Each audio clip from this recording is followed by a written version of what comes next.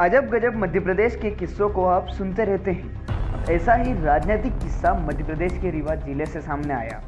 ये मामला अजीब है। यहाँ चुनाव हारने पर पूर्व सरपंच ने गांव की सड़क को उखड़वा दिया।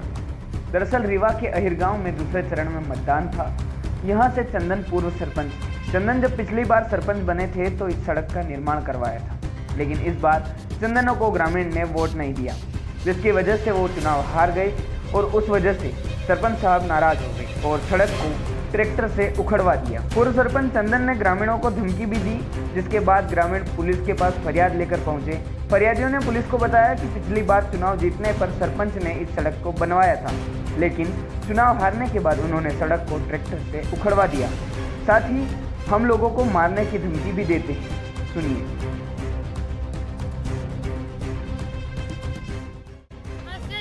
चंदन सरपंच साहब बने थे 8 साल पहले, सरपंची था, जीत गए थे। और फिर इसके बाद वोट हारने के बाद हम लोग का निकाल रहे गांव से, कहते हैं कि हम रोड से निकालने देंगे। रोड बनवाए थे, रोड खुदवा दी, 4 ट्रैक्टर लगवा के जोता के करवा दिए। वोट डंडे लाठी ले लेके और सब लोग आते हैं, कहते हैं यही करेंगे, उसको मारेंगे हर जनपद। कब की घटना है? ये आज सुबह 7 बजे। हमारे साथ यह होगा पिछले 5 वर्ष में चंदन गुरु बाबा जो डलवाद है। चंदन गुरु कौन है? चंदन गुरु है सरपंच है।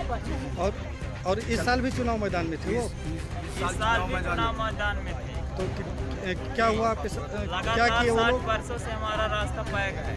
कब से? रास्ता की लालच दे देकर चुनाव जीतते हैं, काम नहीं करवाते। हाँ, क्या कहते हैं? कहते हैं चुनाव तो रास्ता डलवाएंगे, रास्ता जब चुनाव जीत जाते हैं तो रास्ता नहीं डलवाते।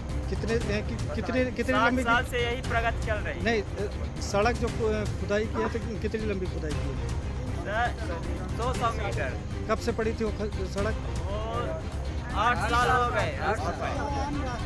उसका निर्माण कौन कराया था? वही करा।